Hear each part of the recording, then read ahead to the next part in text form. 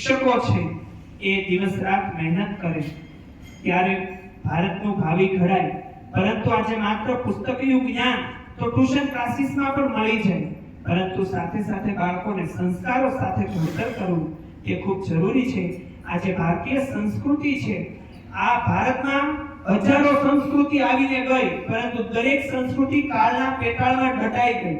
જ્યારે ભારતીય સંસ્કૃતિ આજે પણ ઊભી છે, કારણ કે તેમના વાહકો છે એ આજે પણ ઘરથી માંડીને, શેરીઓથી માંડીને, ગામથી માંડીને દરેક વ્યક્તિ સુધી આ વિચારો લઈ જવા માટે દરેક ગામનો વ્યક્તિ છે એ આજે સંસ્કૃતિનો વાહક બન્યો છે.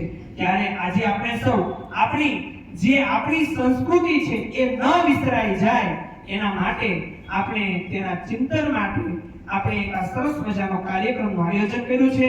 ત્યારે ફરી વખત આપણી વચ્ચે તળાજા મોડેલ સ્કૂલના હાઈસ્કૂલના પ્રિન્સિપાલ વિશાલભાઈ રાજ્યગુરુ, ક્લાસ 2 અધિકારી, તેમજ આપણી વચ્ચે આપણી શાળાના માર્ગદર્શક વિજય કોરડિયા સાહેબ, સંચાલક વિજય કોરડિયા સાહેબ આપણી વચ્ચે ઉપસ્થિત છે.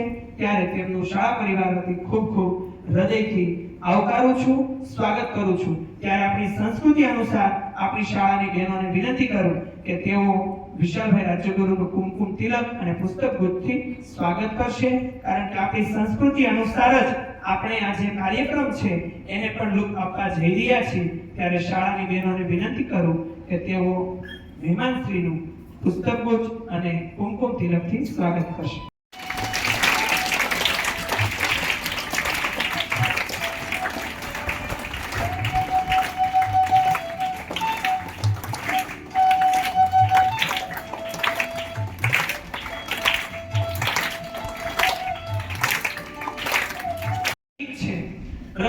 અને એ આપણી શાળામાં આપણે દરરોજ દરેક બાળકો છે એ કુમકુમ તિલક કરે છે.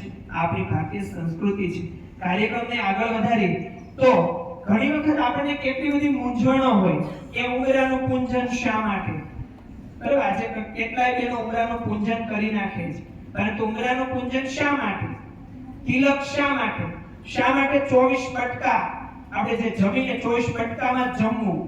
બરાબર, પછી કળશ છે એમનું શું સ્થાન છે? સૂર્ય ભગવાનને અર્ઘ્ય કઈ રીતે અપાય? તુલસીનો છોડ કઈ રીતે ઉપયોગી છે? આ બધી જ બાબતોનું નિવારણ છે. એનો અર્થ સાચો એ આજે આપણે શીખવાનો છે. વિદ્યાર્થી મિત્રો, તમે ક્યારેક જાણજો કે જે કોઈ પણ વ્યક્તિ મૃત્યુ પામે ત્યારે પણ અગ્નિ, લગ્નના બંધન, પવિત્ર બંધનમાં જોડાતા હોય ત્યારે પણ અગ્નિ, તો આ અગ્નિનું મહત્વ પણ અનેરું છે. તો આ બધી બાબતો છે આપણી ભારતીય સંસ્કૃતિ છે, અને આ ક્યાંય વિદેશમાંથી શીખવા નહીં મળે. આ ભારતીય સંસ્કૃતિ આપણી છે અને એને આપણે જ શીખવાની. એટલા માટે જ તમને વારંવાર અહીંથી કહેતા હોય વેકેશનમાં કે વડીલો પાસે બેસવાનું છે, આ પણ એક કલાકનું હોમવર્ક છે. તો આવી કેટલી વાતો છે તે હવે આપણે સમજાવવા માટે આવશે. એટલે હું ધર્મેશભાઈને વિનંતી કરું. જય શ્રી રામ.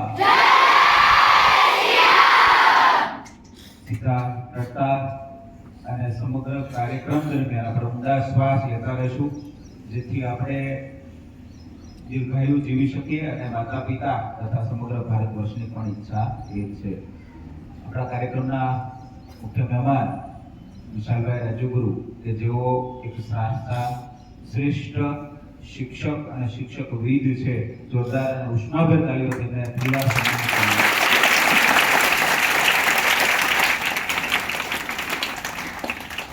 સંસ્કારો અને શિક્ષા થકી આપણી શાળા સાથે હંમેશા જોડાયેલા છે અને પૂરા હૃદયથી શાળા છે એ માત્ર આવકારે છે નહીં, પરંતુ એ જોડાયેલા છે. કારણ કે બાળકોની શિક્ષા માટે એ કોઈ પણ જગ્યાએ શૈક્ષણિક કાર્યક્રમ હોય સમય કરતા પણ વહેલા હોય છે. અને આજે તો વિશેષ કંઈ કે એના હાથમાં તમે જોવો છો ઇન્જુરી છે અને ગોજો આવી ગયેલો છે, આમ છતાં પણ કોઈ પણ બહાનું કાઢ્યા વગર અને આપણા આમંત્રણને હૃદયથી એમને સ્વીકાર્યું, એટલે સમગ્ર શાળા એમને સેલ્યુટ કરે છે. એમના આ શૈક્ષણિક જજ્બાને હંમેશા આવકારે છે. આજે મેરી સંસ્કૃતિ મેરી વિરાસત અંતર્ગત છેલ્લો દિવસ અને અતિ મહત્વપૂર્ણ દિવસમાં સંસ્કૃતિ શું છે એમના વિશે ખૂબ મોટા વિદ્વાનો પણ થાપ ખાય કારણ કે સંસ્કૃતિ મતલબ એક એવું આચરણ છે કે જેમાં જીવનમાં પ્રથમ આપણે પોતાએ આચરણ કરવાનું હોય છે, અને એમાં સૌથી પ્રાણ કહીએ તો એ શિક્ષક છે, તમારા માતા પિતા છે, આપણા ઋષિ મુનિઓ છે, કે જેમણે સિંચેલી આ સંસ્કૃતિ અનુસાર આપણે વર્ષોથી જીવન કંઈક હશે અપનાવી રહ્યા છીએ, જીવતા રહ્યા છીએ. આપણે ઇતિહાસને શા માટે વાગોળતા હોઈએ? કારણ કે ઇતિહાસ એટલો સમૃદ્ધ છે ભારતીય સંસ્કૃતિનો કે એમના એક એક શબ્દમાં સેંકડો અર્જુનો છુપાયેલા છે, સેંકડો વિવેકાનંદ છુપાયેલા છે, સેંકડો કૃષ્ણ અને રામ છુપાયેલા છે. અને આ એ સંસ્કૃતિ છે કે જ્યાં આગળ ઈશ્વરને પણ અવતાર લેવા માટે તળસવું પડે છે, સમયની રાહ જોવી પડે છે. અને આ એ સંસ્કૃતિ છે કે જેના સિવાય ઈશ્વરનું અવતરણ શક્ય નથી. અને એના રક્ષક બનીને આપણે શિક્ષા લઈ રહ્યા છીએ. ત્યારે સૌપ્રથમ આપણે વાત કરીએ સવારે ઉઠવાથી, તો કે બાળકોને અને સેંકડો યુવાનોને એ ખ્યાલ નથી કે મારે કયા સમયે ઉઠવું જોઈએ. એનું પણ ખૂબ મહત્વ છે. આપણે ભગવાન શ્રી રામને ઓળખીએ છીએ, જાણીએ છીએ, પરંતુ એમના આચરણને નથી જાણતા. અર્જુનની સફળતાને જોઈએ છીએ, પરંતુ એમના આચરણને નથી જાણતા. એની દિનચર્યાને નથી જાણતા. માટે મતલબ હૃદય સુધી રહી જાય છે, સફળતા સુધી પહોંચી નથી શકતા. જગ સે પહેલે જગતપતિ જાગે, ભગવતી રામ સુજાન. જગતનો પિતા કોણ છે? ભગવાન રામ, વિષ્ણુ અવતારી. પરંતુ એ પોતાના ગુરુ પહેલા જાગે, એટલે કે આખા જગત પહેલા જાગે. એમના ગુરુ વશિષ્ઠ, કે જે બ્રહ્મ મુહૂર્તમાં જાગતા હતા, પરંતુ એમના પહેલા આ ઈશ્વર રામ જે બાળ અવસ્થામાં છે એ જાગે અને એમને પ્રણામ કરે, એમના ચરણ ચંપી કરે, એમના કાર્યો પતાવી અને પેલા ગુરુના કાર્યો કરે. તો ભગવાન ખુદ રામ આવીને જે આવીને આચરણ કરતા હોય, એ આચરણ આપણે કરવું જોઈએ કે ન કરવું જોઈએ બેટા? તો 3:15 થી 4:15 નો સમય છે તમારી સાધના માટે, તમારા ઉઠવા માટે ખૂબ મહત્વપૂર્ણ છે. જેમને જીવનમાં કંઈક કરવું છે, પોતાના પરિવાર, ગામ અને રાષ્ટ્ર માટે, એમને આ સમય પાળવો જોઈશે. બીજું છે સ્નાન. તો કે સ્નાન આપણે ક્યારે કરવું જોઈએ? 4 પ્રકારના સ્નાનનું વર્ણન છે આપણા ઇતિહાસમાં. ઋષિ સ્નાન, કે જે બ્રહ્મ મુહૂર્ત પહેલા છે. બ્રહ્મ મુહૂર્ત એટલે કે સૂર્યોદય પહેલાની 96 મિનિટ. આપ આજે યાદ રાખજો, બ્રહ્મ મુહૂર્તમાં ખૂબ ગોટાળો થઈ જાય, કારણ કે દરેક ઋતુમાં સૂર્ય છે ઉદયનો સમય અલગ હોય છે, પરંતુ બ્રહ્મ મુહૂર્તનો સમય ફિક્સ છે, સૂર્યોદય પહેલા 96 મિનિટ. આપણા વેદોમાં વર્ણન છે. તો એ 96 મિનિટ પહેલા જે સ્નાન થાય, એના કરતા પણ આગળ, એટલે કે ઋષિ સ્નાન બ્રહ્મ મુહૂર્ત પહેલા, એ છે ઋષિઓનું સ્નાન છે. દેવ સ્નાન કરતા પણ ઉત્તમ છે. ઋષિઓ પોતાને દેવો કરતા પણ વિશેષ કહે છે. દેવો ઋષિઓને નમન કરે છે. અને ખુદ આપણે બ્રહ્મા, વિષ્ણુ, મહેશ, એ પણ જ્યારે મનુષ્ય રૂપે આ ધરતી પર પધારે છે, ત્યારે કોને પ્રણામ કરે છે? કોને ત્યાં શિક્ષા લેવા જાય છે? ઋષિઓ પાસે. સેંકડો આયુર્વેદિક ડોક્ટરોને જોયા છે એવા કે જે આ સમયમાં જાગે છે, અને એ આજે 50-55 વર્ષે પણ 20-25 વર્ષના યુવાન દેખાય છે. તો ફિટનેસ માટે પણ, દીર્ઘાયુ માટે પણ આ સમય જાગવું જોઈએ. આપણે તે કલાકાર, જેને આપણે એક્ટર કહીએ છીએ, ખૂબ વિખ્યાત છે ફિટનેસ માટે, અક્ષય કુમાર, એ પોતાના શબ્દોમાં એમ કહે છે કે હજી સુધીમાં મારો એક પણ દિવસ એવો નથી ગયો કે જ્યારે મેં સૂર્ય પહેલા ઉઠ્યો ન હોય, મેં સૂર્યના ઉગતા દર્શન ન કર્યા હોય, એવો એક પણ દિવસ ગયો નથી. માટે 50 પ્લસ, એટલે કે 55 વર્ષનો છે, આમ છતાં પણ 16 વર્ષનો દસકો ધરાવે છે, અને સૌથી વધારે ફિલ્મો ઉતારે છે અને સૌથી વધારે વર્કઆઉટના કલાકો કરે. તો બંને રીતે છે, એક સુપરસ્ટાર જેને કહી શકાય, બોલિવૂડ છે, અને સ્ટારોનો સ્ટાર જેને ઈશ્વર કહી શકાય, કે બધા જ બ્રહ્મ મુહૂર્તમાં જાગે છે. તો આપણે બ્રહ્મ મુહૂર્તમાં જાગીને સ્નાન કરશું, જેને દેવ સ્નાન કહેવાય. બ્રહ્મ મુહૂર્ત બાદ સૂર્યોદય પહેલાનું સ્નાન છે એ માનવ સ્નાન છે. એટલે સૂર્યનો ઉગમના સમય પહેલા આપણે સ્નાન કરી લેવું જોઈએ, જે માનવ સ્નાન છે. અને એક છેલ્લી કક્ષાનું સ્નાન છે કે જેને આપણે દાનવ સ્નાન કહીએ છીએ, સૂર્યોદય પછી. દાનવો ક્યારે નાય છે? ક્યારે નાય છે? સૂર્યોદય પછી. તો આપણે એ સ્નાન ક્યારે નહીં કરીએ બેટા? આજે એટલો સંકલ્પ લઈ શકીએ કે ક્યારે પ્રયાસ એવો કરશું કે ઋષિ સ્નાન થાય, એનાથી પણ વિશેષ પ્રયાસ કરશું કે બ્રહ્મ મુહૂર્તમાં સ્નાન થાય, દેવ સ્નાન. અને એ પણ કદાચ શક્ય ન હોય તો સૂર્યોદય પહેલા તો ચોક્કસ થઈ જશે, જેથી આપણા શરીરમાં શુદ્ધિકરણની પ્રક્રિયા વિશેષ થઈ શકે. અને આ બ્રહ્મ મુહૂર્તમાં ધ્યાન શા માટે? તો કે પ્રકૃતિ એ સમયે પોતાની એ શાંતિમય દેવી સંપદા આપણા દિમાગ શરીરને વહાવતી હોય છે. તમામ આ જગતના ઋષિઓ, દેવો, ત્રિલોકના એ પણ એ સમયે ધ્યાન કરતા હોય છે.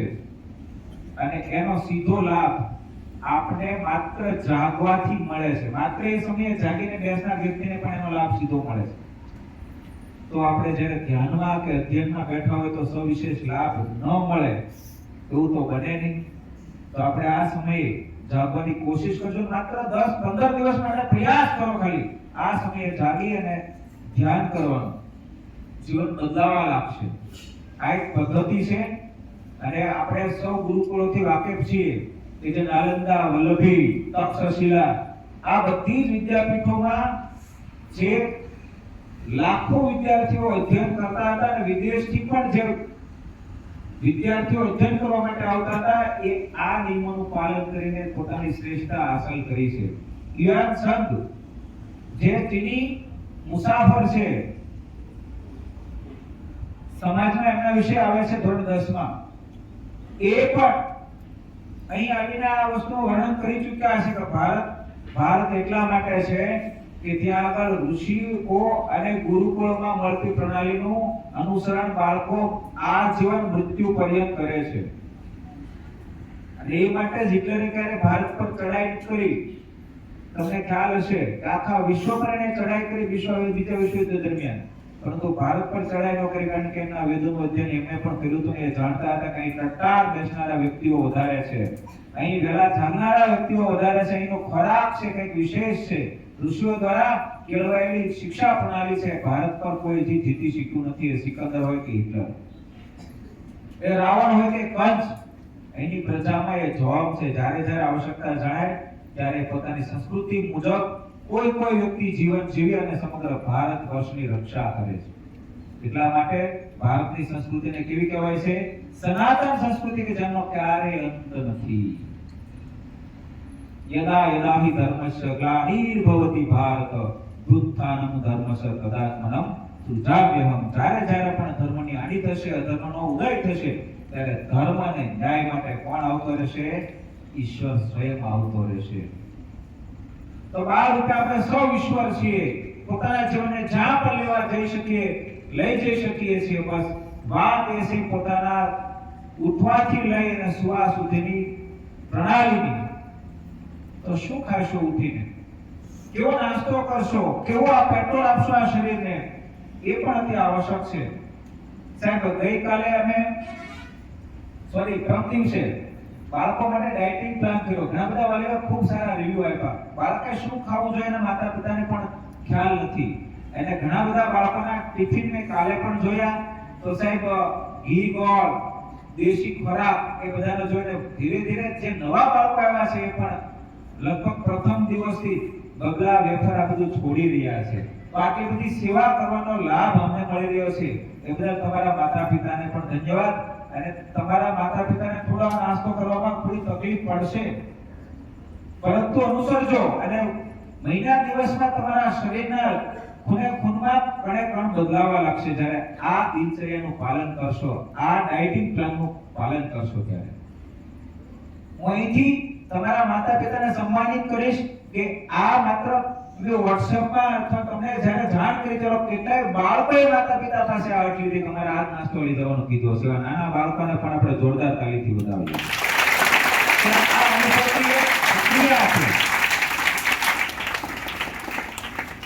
આ એક ગુરુકુળ કે શાળાની પરંપરા રહી છે અને આપણે તમામ રીતે એમને અનુસરવાનો પ્રયાસ કરશું.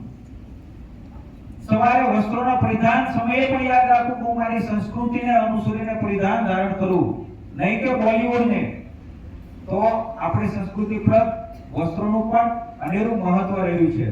માતા સીતા કે જે આખા જગપતિ રામના અર્ધાંગિની છે, આમ છતાં પોતાના વસ્ત્રોમાં પોતાના મસ્તકથી નીચે પોતાનો પલ્લવ પડવા નથી દેતા, મતલબ સાડી પડવા નથી દેતા. અને સમગ્ર ભારત વર્ષને મહારાણી સંદેશ શું આપવા માંગે છે કે તમે ભારતીય નારી છો અને ભારતીયતાને વળગી રહેજો, કારણ કે તમે ભારતનું સાચું સોનું છો. હું તો વારંવાર કહું છું સાહેબ કે આજની બહેનો છે ક્યારેક ફરિયાદ કરતા હોય ભાઈને વધારે સ્વતંત્રતા મળે છે, એમને સાયકલ લઈને ફરવા મળે છે, અમારા દિયારની પહેલા તો ખરાબ નાની દીકરી હોય તો આઝાદ થઈ જવું પડે છે. તો હું એના બધામાં કહું છું બેટા, કળિયુગની રીતે માતા પિતા પાસેથી ઈશ્વર તમારી સેવા કરાવી રહ્યો છે, તમારી રક્ષા કરી રહ્યો છે. કારણ કે આપણે જોઈએ છીએ કે ઘરમાં વાસણો એ જ રખડતા હોય, તાંબા, પિત્તળ અથવા તો સ્ટીલથી બનેલા, જ્યારે સુવર્ણના કોઈ વાસણો સાહેબ ક્યારે આપણે રખડતા નથી જોતા, ક્યાંય અસ્તવ્યસ્ત જોતા નથી. શા માટે? એની કિંમત અનેરી છે. તો બેટા, તમારી કિંમત આ ભારત માટે અને તમારા ઘર માટે અનેરી છે. એટલા માટે માતા પિતા તમને ક્યાંય એવી જગ્યાએ રખડવા નથી દેતા જ્યાં આગળ તમારું મૂલ્ય ઘટી જાય. તો માતા પિતાને પણ પ્રણામ કરશું ને આપણે. તો સવારે વહેલા ઉઠીને આ ઋણ સ્વીકાર કરો કે હે માતા પિતા, તમે આ ધરતી પર અને એ ભારતની ધરતી પર અને ભારતીય સંસ્કૃતિના વારસદાર તરીકે જન્મ આપવા બદલ તમારો ખૂબ ખૂબ ઋણ સ્વીકાર કરું છું. અને એમના જમણા જે અંગૂઠો છે ને એમને પણ સ્પર્શ કરજો, અને તમારું લલાટ જો એમને સ્પર્શ કરે તો વિશેષ ફાયદો તમને થશે. તમારા પ્રાણ છે દિવસ દરમિયાન ઊંચા રહેશે, અને પ્રાણની ગતિ જ્યારે ઊંચી થાય ત્યારે માણસમાં સર્વોન્નતિ થતી હોય છે. અને તમે જાગતાની સાથે તમને આવડતા શ્લોકોમાંથી કોઈ પણ શ્લોક દોહરાવી શકો, પરંતુ ત્રિકાળ સંધ્યા સ્વાધ્યાય પરિવાર દ્વારા કેટલા બાળકોને સવારે ઉઠતાનો શ્લોક આવડે છે? હું તો વાત કરો જોઈએ. બરાબર. અને બીજા બાળકોને આજે હું જણાવી દઉં, લગભગ બધાને ખ્યાલ હશે. કરાગ્રે વસતે લક્ષ્મી, કરમૂલે સરસ્વતી, કરમધ્યેતુ ગોવિંદ. આ શ્લોકનું તમે ચોક્કસ રટણ કરશો અને બંને અથડી આ રીતે રાખી એટલે તમારે કરની મધ્યમાં જોવાનું છે અને દર્શન કરવાના છે ગોવિંદના, કે જેમણે તમને સવારે ઉઠવા માટેની શક્તિ પ્રદાન કરી છે. 7 અબજ લોકોમાંથી દરરોજે 3 લાખ લોકો ઉઠી નથી શકતા, કારણ કે એમને સ્વર્ગમાં જગ્યા થતી હોય છે ને જવાનું હોય છે. આપણે એ ઈશ્વરનો આભાર વ્યક્ત કરવાનો છે કે 7 અબજમાંથી તમે મને સવારે વહેલા ઉઠાવ્યા છે. કાયમી કોઈ નથી, આપણે સૌ જાણીએ છીએ, છતાં પણ કાયમીઓના અહમમાં જીવીએ છીએ, અને એ જ આપણી ભૂલોનું કારણ છે કે ગમે ત્યાં ગમે તે ખાઈએ છીએ, ગમે ત્યાં ગમે તે બોલીએ છીએ, અને ગમે ત્યાં ગમે તે વિચારીએ છીએ. નહીં, આપણે ભારતીય સંસ્કૃતિના વારસદાર છીએ. આ એક પ્રણાલી છે પ્રાર્થનાની, આ એક પ્રણાલી છે તિલકની. કપાળ પર, લલાટ પર જ્યાં આગળ આપણી જ્ઞાનેન્દ્રિય આવી છે ત્યાં આગળ તિલક શા માટે? સાહેબ, આજે બહેનો છે એ અભ્યાસમાં ભાઈઓ કરતા ખૂબ ગતિથી આગળ વધી રહ્યા છે. આપણે 10-15 વર્ષમાં જોઈશું કે બહેનોનું શાસન આવશે, અને ગર્વની વાત પણ હશે આપણા માટે. કારણ કે જે અનુશાસનમાં છે, જેમનો દિમાગ અને જેનો અત્યાચક્ર વિશેષ કામ કરે છે આગળ રહેવાના, તેમની પાછળના મેં અધ્યયન કરેલા મારા સોના મુદ્દા કહું તો એક તિલક છે. બહેનોને જન્મતાની સાથે જ્યારે સમજણી થાય ત્યારથી માતા પિતા નાનકડો તિલક અથવા તિલક કરાવે છે, જેથી એમના આજ્ઞાચક્ર વિશેષ કાર્ય કરે છે. તો એ તિલક કરી શકે તો ભાઈઓ શા માટે ન કરી શકે? એ તિલક માત્ર શું બ્રાહ્મણ એમના માટે અનામત છે? જ્યારે આપણા શાસ્ત્રોમાં તો બ્રાહ્મણો છે સમગ્ર ભારત વર્ષને આહ્વાન કરી રહ્યા છે કે દરેક વ્યક્તિએ તિલક કરવું જોઈએ. શિખાનું પણ અનેરું મહત્વ છે, અને એમાં પણ બાંધેલી શિખા વિશેષ મહત્વપૂર્ણ છે કે તમારા બુદ્ધિનું પ્રતીક છે આ તિલક અને શિખા. તિલક તો એટલી સિમ્પલ વસ્તુ છે કે જતા જતા પણ આપણે કરી શકીએ, પરંતુ એ સનાતની પુરુષ કે જે પોતાના બાળકોને જ્ઞાન નથી આપતા, એમનામાં લાલચ છે. કારણ કે એમને એ પ્રાથમિક શાળામાં જ્ઞાન નથી મળ્યું. પરંતુ હવે તમારી જિમ્મેદારી છે કે તમે અને તમારી આવનારી પેઢીને તમે તિલકનું જ્ઞાન આપશો. તમારા નાના ભાઈઓ કોઈ પણ સ્કૂલમાં ભણતા હોય પરંતુ તિલક ચોક્કસ કરાવશો. કેટલા બાળકો આ જીવન તિલક કરવાનો સંકલ્પ લઈ શકે? પુષ્પાત કરો જોઈએ. બાપુ બોલો જય શ્રી રામ. જગતનો તાત બ્રહ્મા વિષ્ણુ મહેશ કૃષ્ણ અને રામ જો તિલક વગર એક પણ દિવસ ન રહેતા હોય તેમના વારસદારો છીએ આપણે, તિલક વગર ના રહી શકીએ. આ બધી જ આચરણની જે પરંપરા છે એમાંથી ફાયદો કોનો છે? કોઈ સંસ્કૃતિનો નહીં. સંસ્કૃતિ થકી આપણો છે. યાદ રાખજો, આપણા ઋષિ મુનિઓએ એવા ઉત્સવોની સર્જન કર્યું છે જેમને ખ્યાલ હતો કે કળિયુગ આવશે. મારા ભારતના લોકો જે આર્ય સંસ્કૃતિ તરીકે જાણીતા છે એ પણ આળસુ બનશે. માટે હમણાં તમારી સાહેબ સાથે ચર્ચા થઈ કે દિવાળી આવે છે સફાઈ માટે, બહારથી પણ અને અંદરથી પણ. આ બધી વસ્તુનો ખ્યાલ રાખીએ આપણે અને ઉત્સવની પરંપરાને સમજવાની કોશિશ કરીએ. ખોરાકમાં પણ ખૂબ મહત્વ છે. સવારે તમે જ્યારે જમવા બેસો ત્યારે એટલું ચોક્કસ યાદ રાખજો કે એ કનૈયો કે જેને સહસ્ત્ર ગાયોનું દૂધ દોઈને એક ગાયને આપવામાં આવતું ને એ ગાયને દોહીને કૃષ્ણ કનૈયા માટે દહીં, માખણ અને દૂધ પીરસવામાં આવતું ને એ કનૈયો છે સમગ્ર વિશ્વ માટે વિશ્વગુરુ બની જાય. તો આપણે સૌ પ્રથમ યાદ રાખશું કે સવારના ભોજનમાં દહીંનો વધુ ઉપયોગ કરશું. કેનો ઉપયોગ કરશું બેટા? દહીં. બપોરે ભોજન લઈએ ત્યારે શાનો ઉપયોગ કરશું? છાશ. અને સાંજે દૂધ. અને સાંજનું ભોજન જો છોડી શકાય તો સૌથી સારું રહેશે. અને જો જમવું પડે તો સૂર્યાસ્ત પહેલા ભોજન લઈ લેશો, જેથી તમને આ જીવન મોટાપા જેને કહેવાય ને ઝાડાપણું નહીં આવે ને આ જીવન તમે તંદુરસ્ત રહેશો અને 100 વર્ષ સુધી નિરોગી જીવન જીવી શકશો. આ એક પરંપરા છે આપણા ઋષિઓએ બનાવેલી. એ શરીર પર ગીતામાં તો કહેવાય છે કે જે અતિ ખોરાક લે છે એમનો ક્યારે યોગ્ય સિદ્ધ નથી થતો. તો વિદ્યાર્થી તરીકે આપણે સાધના કરીએ છીએ. તમારી વિદ્યાર્થી તરીકેની સાધના પરિપૂર્ણ થશે તમે અમારો બોર્ડમાં ટોપ પર આવશો. એ તમારા ખોરાકના નિયંત્રણ વગર આવી ન શકે. ખોરાકના નિયંત્રણની સાથે તમારું શરીરનું સંતુલન આપોઆપ આવી જતું હોય છે. તમારી ઊંઘ પર તમારું નિયંત્રણ ચોક્કસ આવી જતું હોય છે અને આળસ પર પણ તમારું નિયંત્રણ આવી જાય છે. માટે આ શરીર છે, શરીરને શું કહેવાય છે? ધર્મ સાધવાનું સાધન.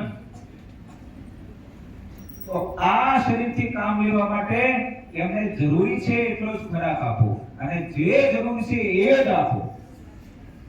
શરીર અતિ મહત્વનું છે ધર્મની સાધના માટે, એ આપણે ન ભૂલીએ. તો ધર્મ શું છે? શું માત્ર શ્લોક ગાન એ ધર્મ છે?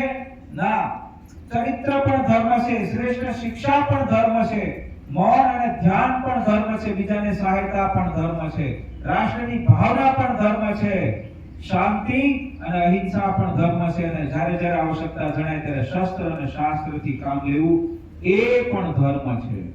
આજના બાળકો, આજના યુવાનો માત્ર બોલિવૂડમાં ચાલતી વસ્તુઓનો નકલ કરવા સિવાયનું જ્ઞાન ધરાવતા નથી. એ ભારતની દુર્ભાગ્યતા છે.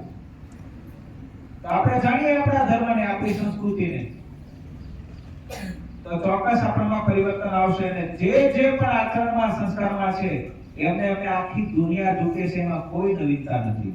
એ વિવેકાનંદ કે જે અમેરિકામાં ટહેલતા રહેતા એ સમયની અમેરિકાની સૌથી સુંદર એક્ટ્રેસ, સૌથી સુંદર સ્ત્રી કે જેમને ભણવા માટે સેંકડો બિઝનેસમેનો તલપાપડ બનતા, એ સ્ત્રી વિવેકાનંદને જોઈ જાય, એમના મુખ પર ચમકતા તેજને જોઈ જાય અને એકદમ ખુશખુશાલ ઉભેલા ધ્યાનમાં બેઠેલા વિવેકાનંદની પાસે જઈ અને એ ટૂંકા વસ્ત્ર ધારણ કરેલી સંપૂર્ણ રીતે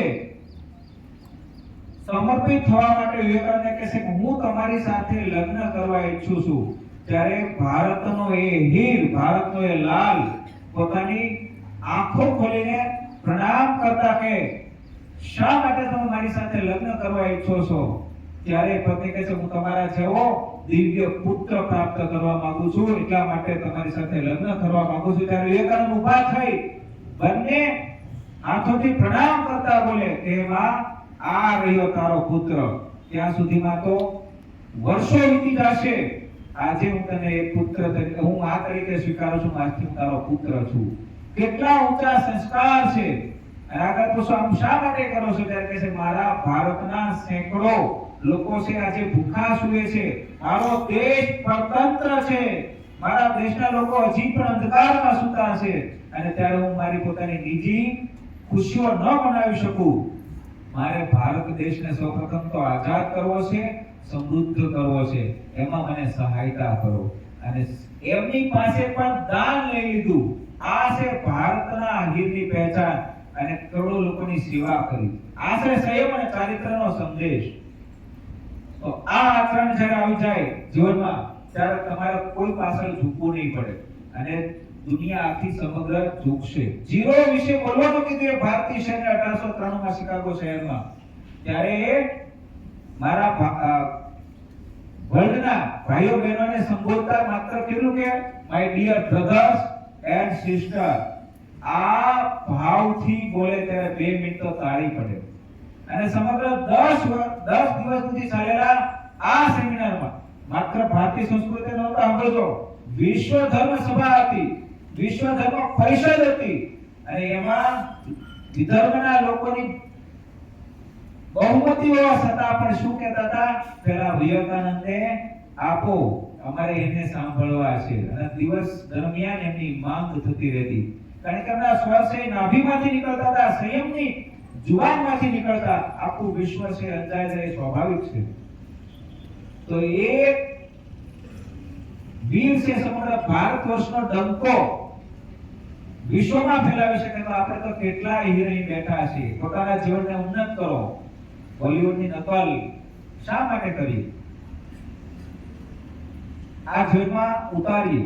ત્યારબાદ સૂર્યને અર્ઘ્ય દેવા માટે કેટલા બાળકો દરરોજ અર્ઘ્ય દે છે? ઊંચો હાથ કરો જોઈ. સૂર્યને અર્ઘ્યની એક પરંપરા છે. આપણે ત્યાં વડીલોને પ્રણામ થાય ને. આપણા ઘરના સૌથી વરિષ્ઠ વ્યક્તિ, એમની જુબાનને છે શાસ્ત્રનું વિધાન માનવામાં આવે છે. એમના મુખેથી નીકળેલા શબ્દોને આપણે સૌ છે શાસ્ત્રના વિધાન તરીકે આજ્ઞાનું પાલન કરતા હોઈએ છીએ. તો આ એક પૃથ્વીનો પણ એક પરિવાર છે કે જેમાં 9 ગ્રહો આવેલા છે, સેંકડો ઉપગ્રહો છે, આકાશ પાતાળમાં ચમકતા સેંકડો સિતારાઓનો એક પરિવાર છે, આખું સૌર મંડળ છે. એમના વરિષ્ઠ દેવ છે સૂર્યનારાયણ દેવ. કોણ છે? અને એટલા માટે જ એનું નામ છે, સમાજ વિદ્યામાં પણ તમે ભણતા હશો, સૌર પરિવારનો એક સદસ્ય કે પૃથ્વી. અને પૃથ્વીના અંદર રહેલા આપણે સૌ સૂર્યને દાદા તરીકે સ્વીકારીએ છીએ. સૂર્યના તેજ થકી આજે ચંદ્રમા છે તમામ વૃક્ષોને વિકાસ થવા માટેની શક્તિ આપે છે. અને સૂર્ય પોતે સૂર્યપ્રકાશ દ્વારા એક પર્ણમાં એ જોબ આપે છે, જેથી એનું ભોજન તૈયાર થાય છે. વિજ્ઞાનની ભાષામાં તમે સૌ ભણી ચૂક્યા છો. તો આ સૂર્યની આરાધના થવી જોઈએ કે ન થવી જોઈએ બેટા? અને જે પણ આ સૂર્યની આરાધના કરે છે એમને ચોક્કસ ફળ મળે છે. શ્રી કૃષ્ણ ભગવાન પોતાના પુત્ર સામને ઉપદેશ આપતા કહે છે કે વર્ષો સુધી સૂર્યની આરાધના કરી છે, તું પણ કર બેટા, અને આવનારી પેઢીઓને પણ એક જ્ઞાન આપજે. સૂર્યની આરાધના અતિ આવશ્યક છે. જે વ્યક્તિ સવારે જાગતા હોય સૂર્યને પ્રણામ કરે છે, સૂર્ય નમસ્કાર કરે છે અને સૂર્યને અર્ઘ્ય દે છે, એમના જીવનમાં આવનારી આપત્તિઓ અનાયાસે દૂર થાય છે અને એમની પ્રગતિ ત્યારથી સિદ્ધ થાય છે. તો સૂર્યને પ્રણામ કરશો. તમને ખ્યાલ છે પુષ્પોની એક આખી વૈજ્ઞાનિક પદ્ધતિ છે કે જે પુષ્પ સૂર્યને જેવો રંગ આપે છે, સૂર્ય એમને અનેક ગણો એવો રંગ આપે છે. આ તમે જાણતા હશો. વૈજ્ઞાનિક જે બાળકો છે વિજ્ઞાન અભ્યાસ કરી રહ્યા છે, તો તમે એમને માત્ર જળ આપો, જળની સિદ્ધિ આપશે. અને એ રીતે અર્થ દેવાનું છે કે સૂર્યના કિરણો છે એ સૂર્યને અર્થ દેતી વખતે પાણીની ધારા વહે છે, એમની વચ્ચેથી પસાર થાય અને તમારા સમગ્ર શરીરમાં પડે અને એમનું અનેરું મહત્વ છે. તમારા શરીરનું શુદ્ધિકરણ એક તો જળથી થાય છે અને બીજું સૂર્યને અર્ધથી સૌથી બેસ્ટ રીતે થાય છે. સૂર્ય સ્નાનનું પણ મહત્વ છે. સાદા વસ્ત્રો પરિધાન કરી અને સૂર્યને પ્રણામ કરવાથી, સૂર્ય નમસ્કાર કરવાથી જીવનમાં તમારા શરીરમાં ખૂબ મોટા બદલાવો આવશે. એ તમે નિહાળી પણ શકશો કે સૂર્યને હંમેશા યાદ કરો. કેટલા બાળકો આજથી સૂર્યને તાંબાના લોટામાં પાણી ચડાવશે? એવું પણ પોસિબલ બને ઘણા બાળકોને કે સૂર્યોદય પહેલા પણ ઘરે નીકળવાનું હોય, પરંતુ અત્યારે તમારી પાસે ખૂબ સારી અનુકૂળતા છે કે લગભગ 6:30 પહેલા એક પણ રૂમ નીકળતો નથી નીકળતો ને. અને એના કારણે તમારો સૂર્યોદયનો સમય તમને ખ્યાલ હોવો જોઈએ કે 6 વાગ્યા પહેલા સૂર્ય છે અત્યારે ઉદય થઈ જાય છે. લગભગ 5:53 આસપાસનો સમય છે સૂર્યોદયનો અત્યારે. તો તમે આસાનીથી આ સૂર્યને અર્ધ્ય દઈ શકશો, સૂર્ય નમસ્કાર કરી શકશો. બીજું કે તમારી વાણી કેવી હોવી જોઈએ? તો કે સંસ્કૃતિ સભર. આજનો યુવાન પોતાના મસ્તિષ્કમાં, પોતાના હૃદયમાં સંસ્કૃતિ નથી ધરાવતો એટલે વાણી પણ એક સાધારણ કક્ષાની બોલે છે. વર્ગમાં બેઠો હોય તો પણ ટીકળ સામાન્ય કક્ષાની કરશે. જ્યારે ઋષિમુનિઓ તો એમ કહે છે કે તમારે આવશ્યકતા વગર એક પણ શબ્દ બોલવાની જરૂર નથી. વાણી બોલવા માટે નહીં, પરંતુ વાણી તમારી રાષ્ટ્ર રક્ષા માટે છે, તમારી આવશ્યકતા માટે છે. જ્યારે અહીં તો આપણે બિનજરૂરી દિવસ દરમિયાન ખૂબ મોટા શબ્દોમાં આપણી શક્તિ વ્યય કરીએ છીએ. તો મૌનનું પણ અનેરું મહત્વ રહ્યું છે.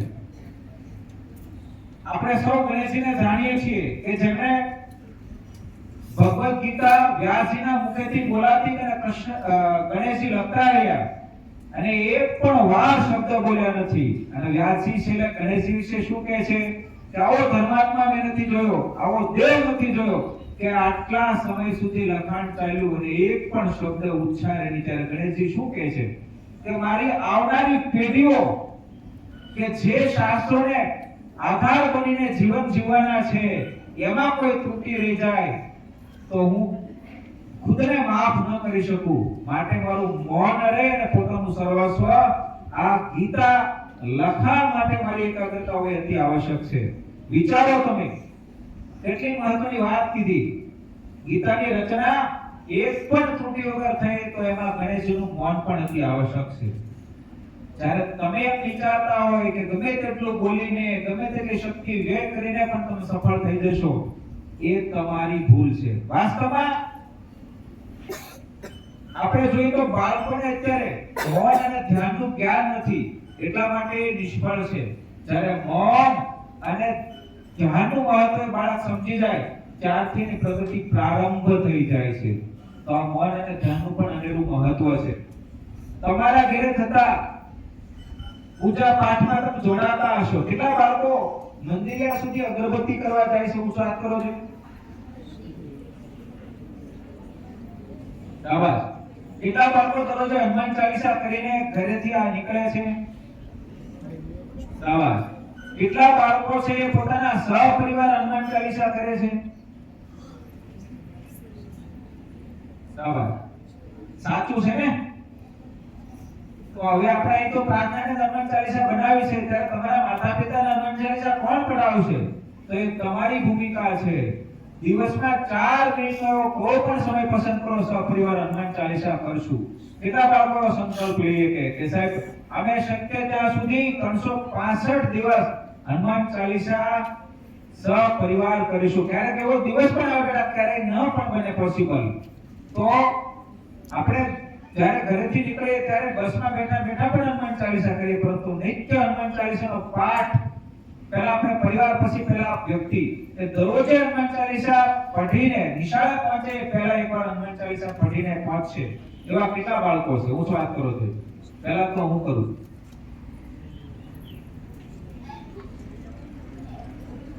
સારું. આ બાકી નથી કરવાના.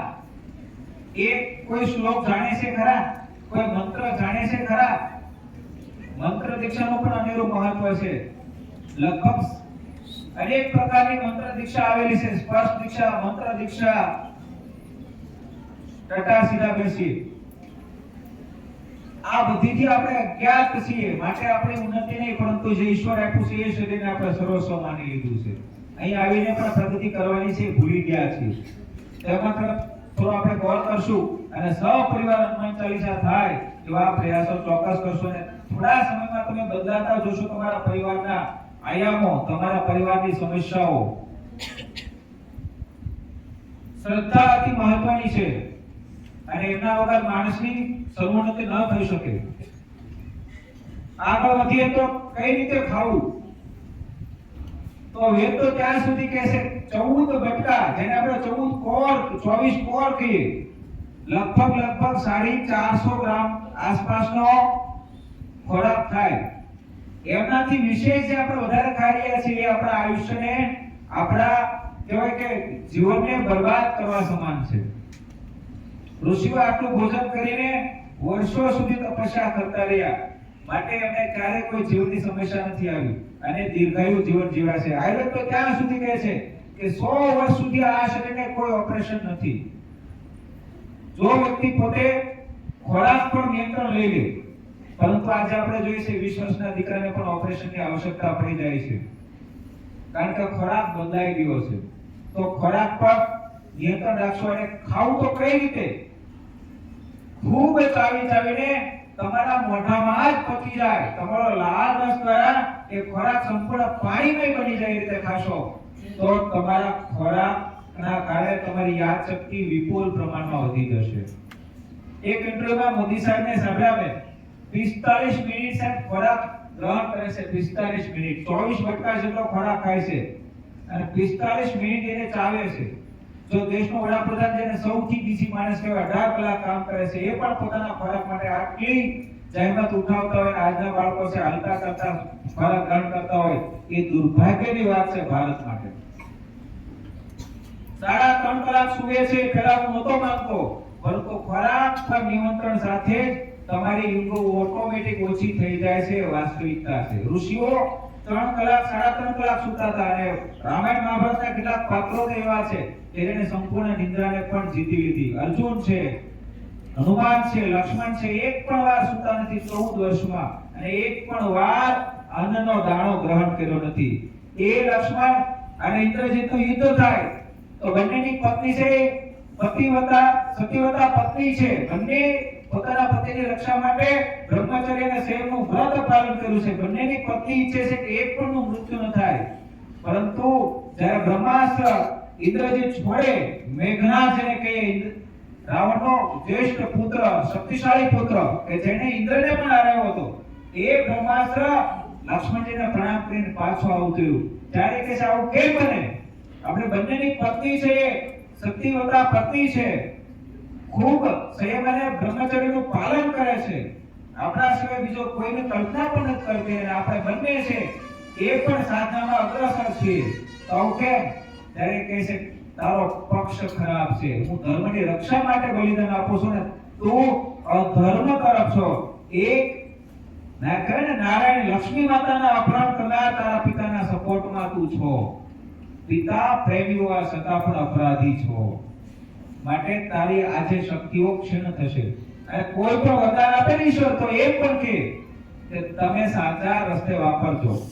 તો આજના બાળકો પોતાના બુદ્ધિનો ઉપયોગ, પોતાના દોસ્તીનો ઉપયોગ, પોતાની બોલપેનનો ઉપયોગ ખરાબ કાર્યો માટે કરવાની શરૂઆત કરે, કોઈને પાછળ પાડવા માટે શરૂઆત કરે, એ જ સમયે તમારી અધોગતિ, જેને કહેવાય કે તમારી પડતી ત્યારે શરૂ થઈ જાય છે. માટે સકારાત્મક કાર્યો માટે તમારી બુદ્ધિનો ઉપયોગ કરશો, હંમેશા આગળ વધતા રહેશો. હનુમાનજી કે જેને જાંબુવન કહે છે, તમારી પાસે અઢળક શક્તિ છે, આખી વાનર સેનાની સમગ્ર પૃથ્વીને તમે હજારો વાર ભસ્મ કરી શકો છો, છતાં તમારા નાના વાંદરાઓ તમારી હળી કરતા હોય, તમે ધ્યાન કરતા હોય, ભજન કરતા હોય, ત્યારે તેમને મારતા કેમ નથી, સજા કેમ નથી આપતા? તો હું તો રામનો દૂત છું, આ રામની સેના છે, એમને સાથે લઈ ચાલવા માટે મારે એને સમજાવવા પડશે, એને ખ્યાલ નથી. એને હું મારીશ તો મારી શક્તિ ખોટી જગ્યાએ વપરાશે. મારું કામ રાવણની સેનાને ધ્વસ્ત કરવાનું છે, મારી સેનાને નહીં. એટલે નાના નાના બાળકો તમારી કોઈ ક્યારેક મજાક કરે ને તો પણ એને છોડી દેજો. આ પણ એક અતિ ઉત્તમ સંસ્કાર છે. તો વાણી પણ એક પવિત્ર વસ્તુ છે, એનો પણ આપણે બિનજરૂરી ઉપયોગ ન કરીએ અને આપણા જીવનનો પણ સાચો ઉપયોગ કરીએ. બીજું કે ઘણા બધા બાળકો પાણીમાં બોટલ લઈને આવે છે, બોટલમાં પાણી લઈને આવે છે, તો એમાં સ્ટીલની હોવી જરૂરી છે. અને આપણા ઘરોમાં પણ ઘણા બધા બાળકો જાય એટલે ગરમી થાય એટલે ફ્રીજમાંથી બોટલ લઈ લે, તો બોટલના પાણી અને આપણા માણ અથવા તો તમારા ઘરે રહેલા ગોળાના પાણીમાં ખૂબ ફરક છે. ઘણા બધા બાળકોને એ ખ્યાલ નથી એટલે બંને પાણીને સમાન સમજી અને ફ્રીજના પાણીને અગ્રિમતા આપે છે. પરંતુ આજ પછી તમે લગભગ ગ્રહણ નહીં કરો. તમને ખ્યાલ છે બેટા કે સંશોધન થઈ ચૂક્યું છે, સાહેબ પણ એના વિશે કદાચ કહેશે કે આ માટી છે એ જીવિત કણ છે, જીવિત કણ છે, માટે બીજા જીવને જન્મ આપે છે. તો આ માટી છે નિર્જીવ નથી. વૈજ્ઞાનિકો ભલે ને કહે કે પોતે હલનચલન ન કરી કે વૃદ્ધિ ન પામે, પરંતુ આ જીવિત વસ્તુ છે. અને એ માટીમાંથી શું બને છે? માણ અને ગળા. શું બને છે? અને એમને એ માટીને તપાવ નથી આવતી, એમાં કોઈ કેમિકલ નાખવામાં નથી આવતું. માટે શુદ્ધ માટી છે અને માત્ર એ બની જાય પછી એને તપાવવામાં આવે છે. માટે એમાં જીવ તત્વોની અવરજવર રહેશે. તમે વિજ્ઞાનમાં ભણ્યા હશો કદાચ આગળ, તો વૈજ્ઞાનિકોએ પાણી અને લોહી બંનેની રચના કરી નાખી, પરંતુ એમને એક નથી જડ્યું કે જીવ તત્વ છે. શું નથી જડ્યું? જીવ તત્વ કે જે પ્રાણ છે. દરેક જીવમાં રહેલો પ્રાણ છે, તો માટીમાં પણ પ્રાણ છે. અને તમે જ્યારે ગોળાનું પાણી પીવો છો ત્યારે એનો સ્વાદ પણ તમને અલગ લાગે છે અને તમને એ જીવ તત્વો તમારી અંદર જાય છે અને તમામ નસોમાં જે આપણે લોહી છે એમાં ભળે છે, એટલે કે ઓક્સિજન પણ મળે છે. જ્યારે બોટલના પાણીમાં આ કણો નષ્ટ પામી જાય છે. માટે બોટલનું પાણી અનિવાર્ય સંજોગોવશાત પીવું જોઈએ નહીં, ખાસ ધ્યાન રાખજો. સવારથી લઈ શરીરને જેટલી કષ્ટ આપી શકાય એટલું આપજો, ટટાર સીધા બેસજો. અને રાત્રે પણ જ્યારે તમે શયન કરો તો કઈ રીતે સુવાનું છે? તમારું ડાબું પડખું, મતલબ જો બે બાજુ ખિસ્સા હોય તો નોંધ ન લેતા, પરંતુ એક બાજુ છે ને ડાબી બાજુ ખિસ્સું એ નોંધ લેજો, એ નીચું રહે એ રીતે સુવાનું છે તમારે. મતલબ તમારી સૂર્યનાડી છે ઉપર રહેશે. રાત્રે દરમિયાન સૂર્યનાડી એ એક્ટિવ રહેવી જોઈએ અને દિવસે જો કોઈ ઉજાગર અવસાદ તમારું સુવાનું થાય તો તમારી ચંદ્ર નાડી ઉપર એટલે કે ખિસ્સું ઉપર એ રીતે સુવાનું છે. તો તમારી જીવન શક્તિઓ તમારા શયન દરમિયાન જે નષ્ટ પામી જાય છે એ નષ્ટ નહીં પામે. અને બીજું, ભોજન ગ્રહણ કરો ત્યારે તમારી સૂર્ય નાડી એટલે કે જમણું નસકોરું ખુલ્લું હોય. આ શરીરને ખબર છે ક્યારે ખોરાકની આવશ્યકતા છે, ઓટોમેટિક જે નિયમિત ખોરાક ગ્રહણ કરે છે બપોરે 12:30 તમારી આ નાડી એક્ટિવ થઈ જશે. અને તમારે પાણી ક્યારે ગ્રહણ કરવાનું છે? તમારી ચંદ્ર નાડી એક્ટિવ હોય ત્યારે. એના સિવાય પાણી પણ ગ્રહણ કરવાની જરૂર નથી. મતલબ આ શરીરના સંકેતોને સમજવાની કોશિશ કરશો તો ક્યારે તમે બીમાર નહીં પડો. આપણા ઉત્સવનું મહત્વ સમજીએ, આપણા વડીલોનું મહત્વ સમજીએ, આપણી સંસ્કૃતિનું મહત્વ સમજીએ, આપણા પરિધાનનું મહત્વ સમજીએ અને એક આદર્શ વીર બનીએ. જય હિન્દ, જય ભારત. જય શ્રી રામ, જય મારા આર્ય ભારતના વીર આર્ય વીરો અને આર્ય નારીઓ, જય જનનીની આર્ય પુત્રી સાધના સામુચા આપને અને આપનામાં છુપાયેલા આર્ય તને प्रणाम करे છે। सच्ची शिक्षा शर्त के दूध समान होती है, जो भी पिएगा हुंकार तो भरेगा ही। आज की मेरी स्पीच का नाम है चारित्र। क्या है चारित्र? आज मैं इस अमूल्य धरोहर चारित्र की संकल्पना समझाने आई हूँ। आज मैं सोई हुई नारियों की आंखें खोलने आई हूँ। आज मैं सोई हुई संस्कृति को फिर जगाने आई हूँ। आज के बच्चियां बॉलीवुड की नकल करके बहुत अच्छा डांस कर लेती है। आज के बच्चे बॉलीवुड की नकल करके अच्छा दिखने की कोशिश करते हैं, पर क्या आप जानते हैं इस नकल और फैशन में हमने भारत के बच्चों को चारित्र का ज्ञान देना ही भुला दिया है। अगर नकल करनी है तो उस माता अनुसुईया की करो, जिसने एक संकल्प मात्र से जगत के संचित पालनहार ब्रह्मा, विष्णु और महेश तीनों को झूलने में झूलते बच्चे बना दिए और उनके सामने जब त्रिदेवियां हाथ जोड़ के प्रार्थना करे कि हमें हमारे स्वामी वापस लौटा दो, तो यह है चारित्रवान नारी की शक्ति। अगर नकल करनी है तो माता सीता की करो, जिसने अपनी शक्ति और क्रूरता से डराने आए हुए रावण को अपनी शक्ति और शुद्धता का परिचय करवाते हुए कहा कि तुझ में इतनी शक्ति है, साहस है तो फिर मेरे इस तिनके को पार करके मेरी ओर बढ़ के दिखा तो त्रिलोक विजेता रावण भी उस तिनके को पार करके एक कदम भी नहीं आगे बढ़ पाया था। बॉलीवुड के नखरे में गुमराह हुआ है इंडिया, भूल गई नारी अपना संस्कार और सनातन की बिंदिया। क्यों नहीं दिखाया इस बॉलीवुड ने हनुमान और अंगद के ब्रह्मचर्य को? क्यों नहीं दिखाया इस बॉलीवुड ने कि 25 साल तक अगर कोई भी ब्रह्मचर्य पाले तो अकेला अर्जुन सिंह भी अफगानिस्तान से कोहिनूर ला सकता है। बहुत लूटा हमको गोरों ने, बहुत लूटा हमको गोरों ने, पर अब वक्त आ गया है अपने बच्चों को सच्ची शिक्षा से अवगत करने का। આપણી શાળામાં ધર્મેશભાઈ દ્વારા ઘણી બધી ગુરુ સભા અને ચારિત્ર સભાઓ લેવામાં આવે છે, તેમાંથી અમને ઘણું બધું શીખવા મળે છે। ચારિત્ર અને સંસ્કાર સંસ્કૃતિની વિશે જાળવણી કરવાનું શીખવા મળે છે, જેમ અનુશાસન ખૂબ સારી રીતે શીખવવામાં આવે છે, ધ્યાન, યોગ, પ્રાણાયામ, ધ્યાન દ્વારા મન એકાગ્ર બને છે, અભ્યાસમાં સારી રીતે મન લાગે છે, ચારિત્રમાં પણ શુદ્ધ ચારિત્ર બને છે અને એક નારી આર્ય નારી કેવી રીતે સફળ ચારિત્રશીલ બને તે ઘણી બાબતો શીખવામાં આવી છે। બસ એક પંક્તિ કહી અને મારી વાણીને વિરામ આપીશ। આમ તો વય વિચાર અને વાણીમાં ઘણી બામણ છું, આમ તો વય વિચાર અને વાણીમાં ઘણી બામણ છું, છતાં મારી કાલી ખેલી ભાષામાં મેં મારી રજૂઆત આપ સમક્ષ રજૂ કરી એ બદલ આપ સૌનો ખૂબ ખૂબ આભાર। અભયમ દેહિ દેવેશ अस्मान् पापनिवाराय वयं त्वां शरणुयाम रक्षतः शरणागतः। વિક્રમ સંવત 2080 વૈશાખ માસના કૃષ્ણ પક્ષના 9મી તિથિના શનિવારે આજે ઉપસ્થિત ચૈતન્ય હાઈસ્કૂલમાં માર્ગદર્શક, ટ્રસ્ટી, આચાર્યશ્રી, તમામ સ્ટાફ ભાઈઓ અને બહેનો, मेरी संस्कृति मेरी विरासत कार्यक्रमમાં મને આમંત્રણ આપ્યું તો સાહેબ લગભગ ઘણી બાબતો કહી છે, પણ એમાં મને જે કે ઉમેરવા જેવું લાગ્યું કે થોડી વાતો તમને કરીશ। તો સૌથી પહેલા તો આપણી સંસ્કૃતિ છે, સંસ્કૃતિ શરૂ થાય એટલે મેં સંસ્કૃત શ્લોક બોલ્યો, બરોબર ને?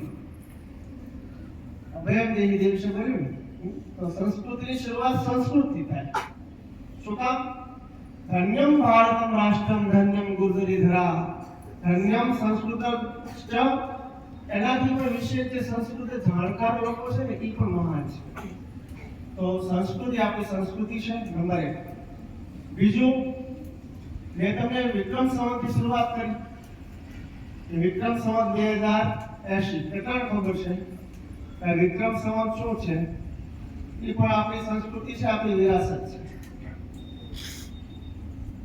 વિક્રમ સંવત 2080 ઈસવીસન સંવત કરતા કેટલા વર્ષ આગળ છે? ઈસવીસન કેટલામું વર્ષ ચાલે છે? 2024। અને વિક્રમ સંવત બોલ્યો 2080। કોણ આગળ છે? આપણે એની કરતા આગળ છીએ, બરોબર ને? તો એ પણ આપણી સંસ્કૃતિ છે, આપણી વિરાસત છે। પછી હું બોલ્યો વૈશાખ માસે કયો મહિનો ચાલે છે?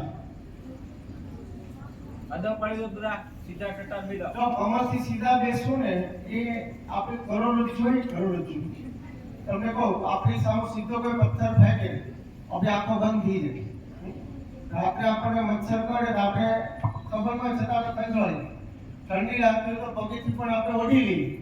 એ આપણે કરોડરજ્જુ છે ને, જેટલા કમરથી સીધા બેસીએ ને એટલા આપણા જ્ઞાનતંતુ એક્ટિવ રહે, જેટલા જ્ઞાનતંતુ એક્ટિવ રહે એટલી યાદશક્તિ તમારી વધુ રહે। તમે જે બેસો છો ને એનું આસન સુખાસન છે, બંને પગ નીચે આવો, લોહીનું દબાણ થાય પાણી ઉપર, જેથી કરીને બધા જ આપણા રક્તકણો છે ને એ આપણા પેટ ઉપર આવે, જેટલો તમે વ્યવસ્થિત એટલે તે પલોઠી વડે જમવા બેસવાનું। ડાઇનિંગ ટેબલ આપણે નિષેધ છે સર। શું કામ? ડાઇનિંગ ટેબલથી તમે જમવા બેસો પગ તમારો લટકતા રહે, પગ લટકતા રહે એટલે આપણા જેટલા રક્તકણો છે નીચે આવે, તો ખરેખર જમતી વખતે એની જરૂર ક્યાં છે? શ્વેત રક્તકણની પેટમાં। તમે આવી રીતે બેસશો તો જેથી કરી લોહીનું દબાણ થશે એ બધું પેટમાં આવશે અને બધું પચી જશે। ટૂંકમાં કહેવાનો એટલો છે। તો પલોઠી પર વાળવાની, પલોઠી વળે છે કલાક બધાની વાત છે, કમરની થોડા સીધા બેસવાનું, ધ્યાન સીધું અહીંયા આપવાનું।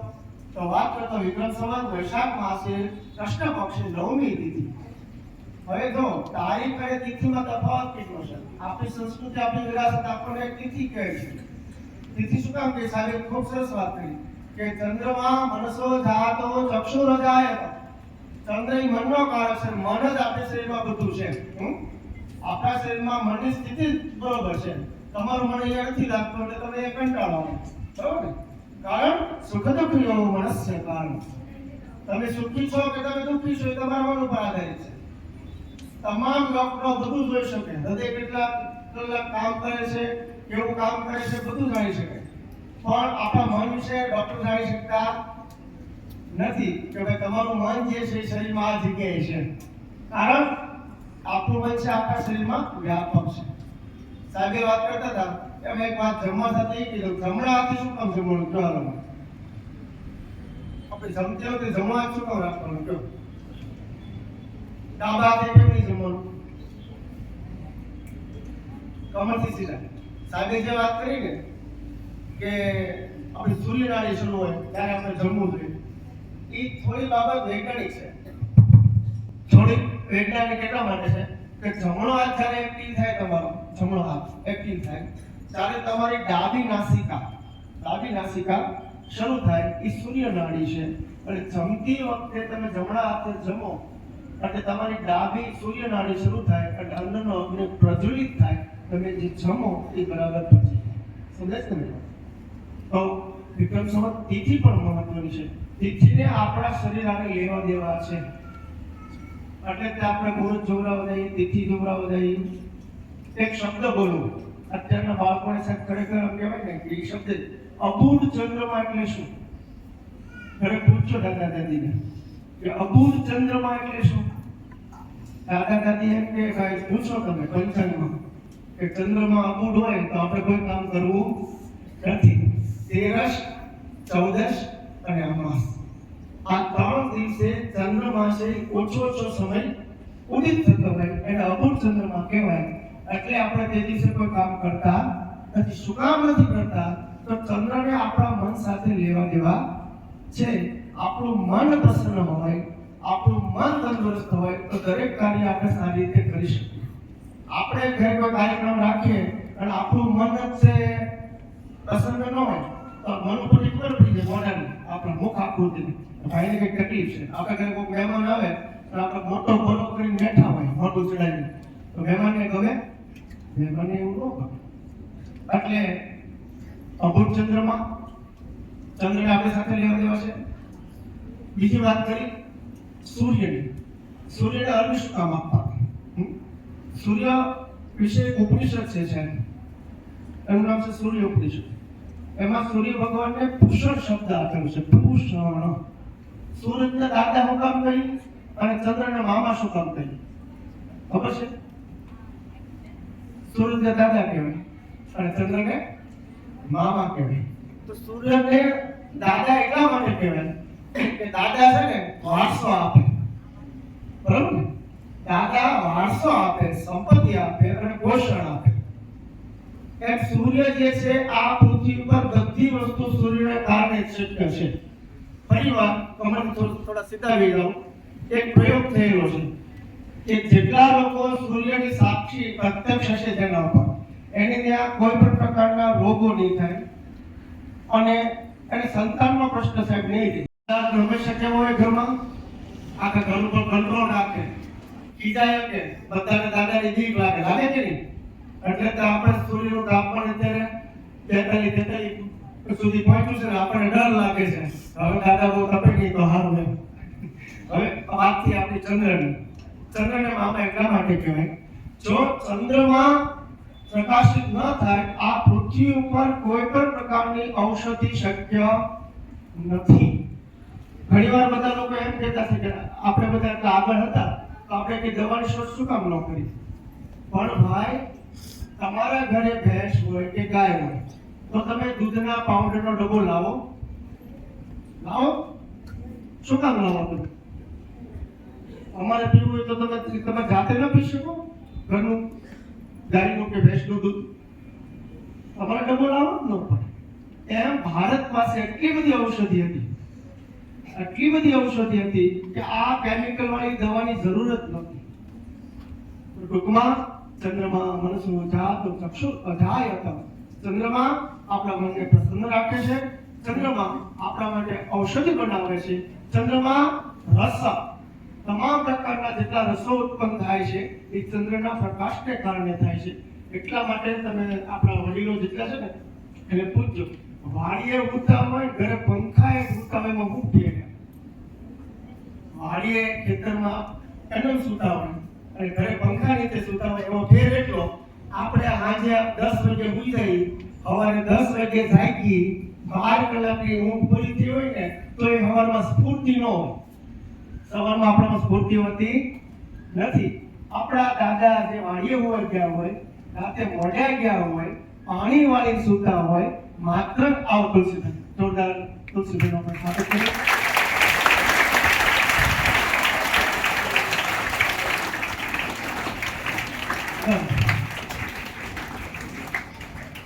તો છતાં પણ દાદા 2 કે 3 જ કલાક વાડીએ ચંદ્રમાના શીતળતાની નીચે સૂતા હોય, સવારે છતાં પોતે હડપ પર ગામમાં ઘરે આવી જાય કે નહીં? એનું કારણ ચંદ્રમા મનસુ જાતો ચક્ષુર જાયત. ચંદ્રને કારણે આપણને શીતળતા મળે છે. તો આ વાત થઈ. અને સૌથી પહેલા સંસ્કૃતિની વિરાસત, આ સંસ્કૃતિનું કોણ કામ કરે? આ યોગાનો યોગ છે એટલે કહી દઉં છું, પણ હું ક્યારેય જાતિમાં માનતો નથી. સૌથી મોટી જાતિ જે છે એ માનવતાની છે. પણ આ 1 જૂન છે ને, 1 જૂન એ વિશ્વ બ્રાહ્મણ દિવસ છે. 1 જૂન એ વિશ્વ બ્રાહ્મણ દિવસ છે. બ્રાહ્મણ એટલે કોણ? બ્રહ્મ આઈન ઇતિ બ્રાહ્મણ, કે જે 6 પ્રકારના કાર્યો કરતા હોય એને બ્રાહ્મણ કહેવાય. સૌથી પહેલા પોતે ભણતો હોય, બીજું બીજાને ભણાવતો હોય, પઠનમ પાઠનમ, પછી યજ્ઞ કરતા હોય પણ તે બીજાને યજ્ઞ કરાવતા હોય. યજ્ઞની વ્યાખ્યા સ્વાહા સ્વાહા સુધી સીમિત નહીં રાખતા. આ શિક્ષણ પણ એક યજ્ઞ છે. શિક્ષણ પણ એક મોટો યજ્ઞ છે. તો યજ્ઞ પોતે પણ કરતા હોય, બીજા પાસે કરાવતા હોય. ત્રીજું, પોતે દાન લેતા હોય અને બીજાને દાન આપતા હોય. જ્ઞાનનું દાન પણ હોઈ શકે, સમયનું દાન પણ હોઈ શકે, શ્રમનું દાન પણ હોઈ શકે, અન્નનું દાન પણ હોઈ શકે. અત્યારે સૌથી વધારે ક્યાં દાનની જરૂર છે ખબર? તો વિચારોનું દાન. શ્રેષ્ઠ વિચારોનું દાન કોણ આપી શકે એમ છે, એ સૌથી વધારે મહત્વનું છે. આ 6 કાર્યો કરે ને એને બ્રાહ્મણ કહેવાય. તો અહીંયા બેઠેલા તમામ બ્રાહ્મણો જ છે. તો એ આજ 1 જૂને વિશ્વ બ્રાહ્મણ દિવસ છે. બધાને શુભેચ્છા આપી. બ્રાહ્મણ મુખ્ય છે. આ સંસ્કૃતિનો સંવાહક તરીકે અને સંવર્ધન તરીકે આ સંસ્કૃતિ આપણી ચાલ્યા કરે. એક નાની એવી વાર્તા કહી. આના વિશે ઘણું બધું બોલી શકાય છે, બરોબર? બેસવું, બોલવું, પછી આપણું સાહેબે શિખાની વાત કરી, સૂર્યને અર્ઘ એક છેલ્લી વાત કીધો કે સૂર્ય ભગવાનને તમે અર્ઘ ચડાવો ને, આપણા શરીરમાં જેટલા છે એમાં મુખ્ય જેનો 11 સાયન્સનો પણ અભ્યાસ કરે છે. 11 સાયન્સનો વિજ્ઞાન નગરી ગયા છો ભાવનગર? ત્યાં જીવન બધા છે, કિડની છે, હૃદય છે, મગજ છે, એ તમને લાઈવ બતાવો છે જીવન. અને એકવાર વિજ્ઞાન નગરીમાં જઈ આવજો તમે, કિડની પણ હોય, લીવર પણ બતાવે, નાનું આંતરડું, મોટું આંતરડું. તો સૂર્ય ભગવાનને અર્ઘ શું કામ દેવાનું?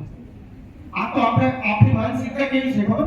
ભગવાન આપણે કામ કરતા ને એવું લાગે. ભગવાનને પ્રસાદની જરૂર છે એટલે આપણે ભગવાનને જમાડીએ. ભગવાન સૂર્યને આપણે અહીંથી પાણી રેડીએ કે એને તરસ છીપાય એટલા માટે એવો ભાવ રાખીએ છીએ આપણે. પણ ખરેખર સૂર્ય અર્ઘ સંપૂર્ણ વૈજ્ઞાનિક છે. સાહેબ વિરાસતની વાત કરો ને તો ખરેખર આપણે બાથરૂમની જરૂર નહોતી. નદીમાં નાહવા જવાનું શું કામ? સૂર્યના કિરણો સીધા તમે પાણીમાં તમારી ઉપર પડે. અને આપણા શરીરમાં જેટલા મુખ્ય અવયવ ગણાય લો ને, મગજ પ્રકારને ખબર છે મગજનો કલર કેવો? મગજને પોતાનો રંગ છે, હૃદયને પોતાનો રંગ છે, કિડનીને છે, દરેક જે મુખ્ય પાર્ટ છે ને આપણા શરીરમાં એને પોતાનો રંગ છે, કલર છે. અને સૂર્ય ભગવાનને આપણે અર્ઘ ચડાવીએ ને એ ઉપરથી શરૂ કરી પગ નીચે સુધી ધારાવાળી થાય ને, એમાંથી જે સૂર્યના કિરણો નીકળે એ સૌથી પહેલા તમારા આંખમાં જાય, હૃદયમાં જાય, પેટ ઉપર આવે, બાજુમાં આવે, પગે આવે, જેથી કરી તમારા શરીરની અંદર રહેલા જે બેટરી ચાર્જ થાય, એવું થાય. મોબાઈલ અંદર ચાર્જમાં મૂકો કે નહીં મૂકો તમે? મૂકો ને મોબાઈલ. એની જેમ સૂર્ય ભગવાનને અર્ઘ આપવું સંપૂર્ણ વૈજ્ઞાનિક છે અને હું એટલા માટે કહી શકું, હું દરરોજ આપું છું એટલા માટે કહી શકું છું. અને સાહેબે સંકલ્પ લેવો એ બહુ મહત્વનો છે કે દરરોજ બધા સૂર્ય ભગવાનને અર્ઘ આપજો. કાંઈ ન આવડે તો ગાયત્રી મંત્ર બોલતા રહેજો. ગાયત્રી મંત્ર કોનો મંત્ર છે? સૂર્યનો મંત્ર છે. ગાયત્રી છંદમાં છે એટલે આપણે ગાયત્રી મંત્ર કહીએ છીએ, પણ ખરેખર સૂર્ય ભગવાનનો મંત્ર છે. ગાયત્રી મંત્ર બોલતા રહેજો. એ પણ ન આવડે તો ખાલી સૂર્યાય નમઃ બોલજો, પણ કાંઈક બોલતા બોલતા તમે સૂર્ય ભગવાનને અર્ઘ આપજો. આવો સરસ મજાનો સંકલ્પ કરજો બધા. સાહેબે પછી સુવાની વાત કરી, સ્નાનની વાત કરી. 4 પ્રકારના સ્નાન તમે સાહેબ કીધા, તો એ પણ મહત્વનું. સ્નાનનું શું કામ મહત્વ? જો નાવું શું કામ જોઈએ મને જો. તમારી થોડા સીધા બેસી જાઓ. ખાલી એક જ મિનિટ. નાવું શું કામ જોઈએ? તો નાવા માટે શિરોધારા સ્નાન. નાવું કઈ રીતે જો ને એનો ઉલ્લેખ છે. એક નામ છે ગજ સ્નાન. હાથી નામ જોયો તો? હે? હાથી કઈ રીતે જાય? ફુવારાની જેમ નહીં આપણે. તો શિરોધારા સ્નાન. શિરોધારા સ્નાન એટલે સૌથી પહેલા ઠંડા પાણીએ નાહવાનું, ગરમ પાણી પીવાનું. ઠંડા પાણીએ નાહવાનું, ગરમ પાણી પીવાનું, ઠંડુ પાણી લેવાનું. માઘ સ્નાનને કેટલા ખબર છે? માઘ સ્નાન એ આપણી સંસ્કૃતિ છે, આપણી વિરાસત છે. માઘ સ્નાન મા મહિનામાં ચંદ્રમાના શીતળતા નીચે માટલા પાણીના મૂકી દેવાના અને એ પાણીથી નાય એને માઘ સ્નાન કહેવાય. તો નાતી વખતે સૌથી પહેલા શિરોધારા. અહીંયા જે છે ને એને હાઈ પેથોલોગસ કહેવાય. વિજ્ઞાન ભણતરને ખબર હશે. આપણા શરીરનું તાપમાન કોણ જાળવે? આપણા શરીરનું તાપમાન કોણ જાળવે? તમે ફ્રીજમાં બેસી જાવ તો 37 સેલ્સિયસ રહે, અને અગ્નિની ભઠ્ઠીમાં પાસે બેસી જાવ તો એટલું તાપમાન રહે. આ બેલેન્સ કોણ રાખે છે આપણા શરીરમાં? અહીંયા હાઈ પેથોલોગસ કહેવાય. શું કહેવાય? ઈ હોય જ્યાં પાણીનું ટબને ધીરે ધીરે તમારે ધારા કરવાની. તમે ઠંડા પાણીને ધારા કરો એટલે તમારી એલર્ટ થઈ જાય. તમારા શરીરનું તાપમાન વ્યવસ્થિત જાળવી દે. એટલા માટે સ્નાનનું મહત્વ છે. વિશેષ વાત કરતો નથી, પણ એક નાની વાર્તા કહી મારી વાણીને વિરામ આપો. એક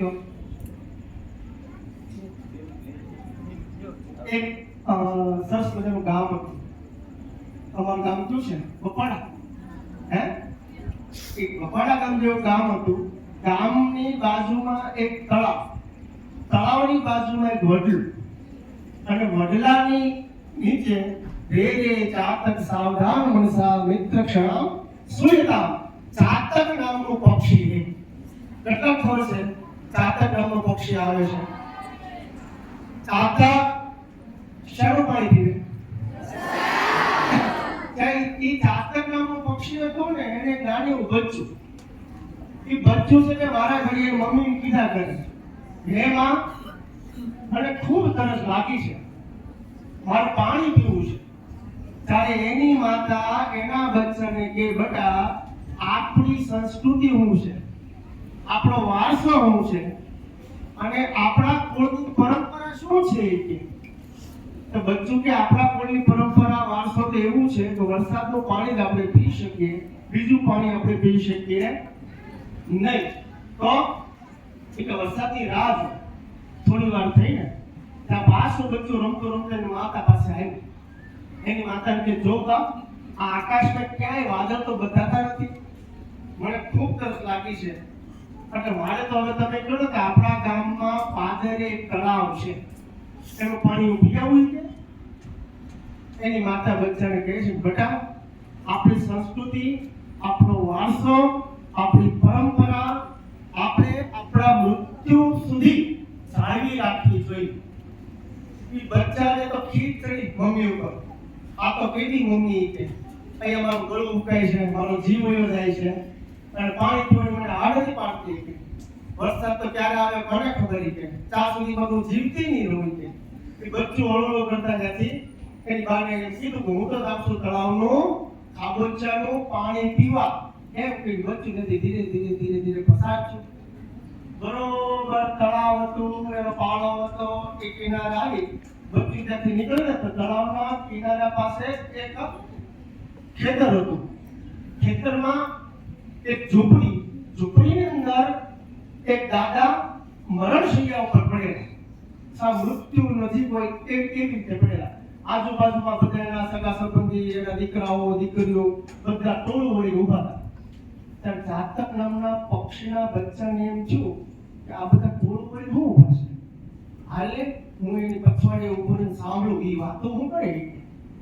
એટલામાં બચ્ચાએ બરોબર ધ્યાન આપ્યું તો દાદા મૃત્યુ સમયે એના દીકરા દીકરીઓને એવો સંદેશો આપતા હતા કે બેટા, આ આપણા કુળનો જે કાંઈ રિવાજ છે, જે કાંઈ રૂઢી છે, જે કાંઈ પરંપરા છે ને બેટા, એ તમે ક્યારે મૂકતા નહીં, ક્યારે તમે ભૂલતા નહીં.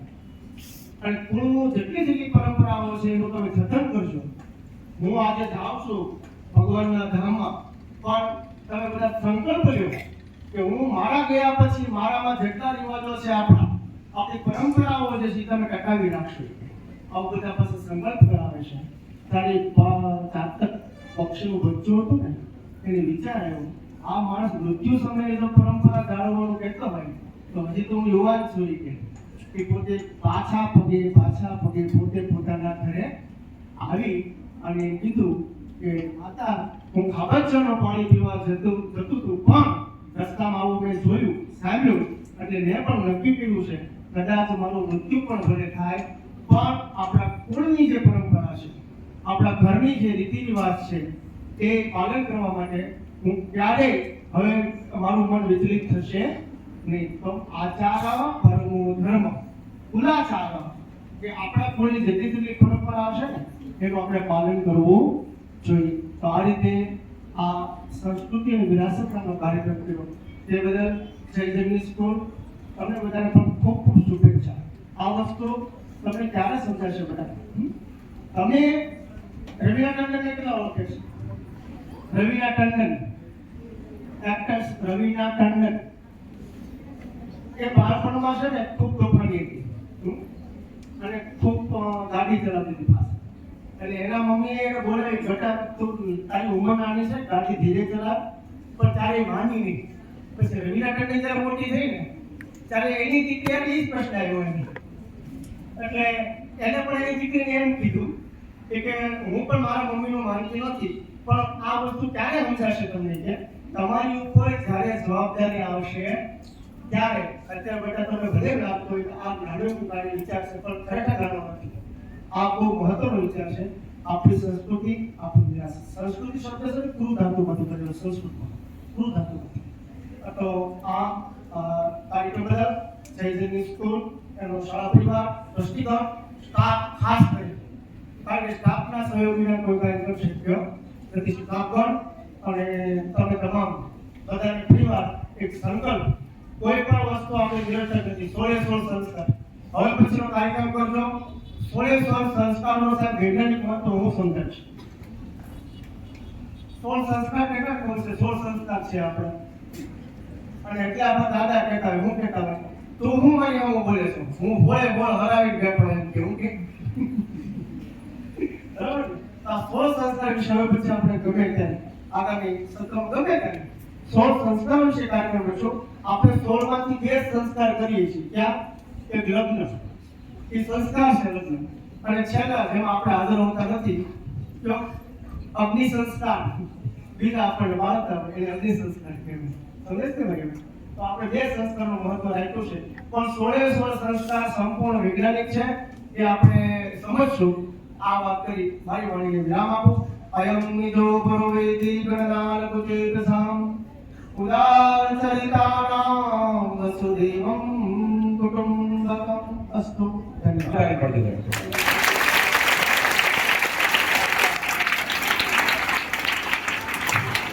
પ્રવૃત્તિ ખૂબ નાની છે, પરંતુ બધા જ બાળકોને પ્રેરણા મળશે. બધા ડિજિટલ છે આપણે જોશું.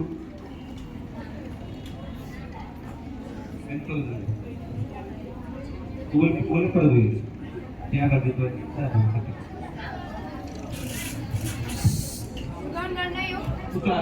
ઊંચો બેટા. તારી દ્રષ્ટિ છે ને સૂર્યના કિરણો જે જળ ઉપર પડે ત્યાં આગળ છે, બરાબર? અને હાથ આમ રાખજો. બંને હાથમાં કળશ રાખવાનો. ઓકે, દ્રષ્ટિ ક્યાં હોવી જોઈએ? સૂર્યના કિરણો જ્યાં અહીંયા પડે ત્યાં આવે. અત્યારે તો સૂર્ય નહીં દેખાતો, પરંતુ આ રીતે તમારે છે. જોરદાર તાલીથી બાળકને વધાવી નાખો.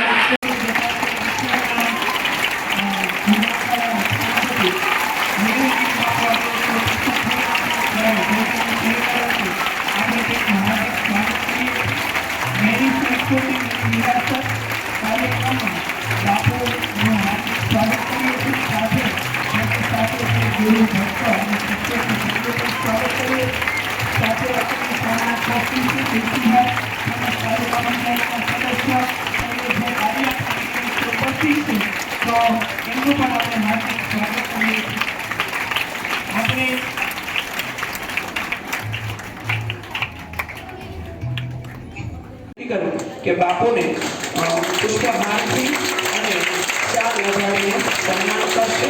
સાથે વિશાલભાઈ થોડા પ્રેમીભાઈ મારું ભાવને વિનંતી કરું કે બાપુને શાલ વધારી અને પુષ્પહાર દ્વારા બાપુનું સ્વાગત કરી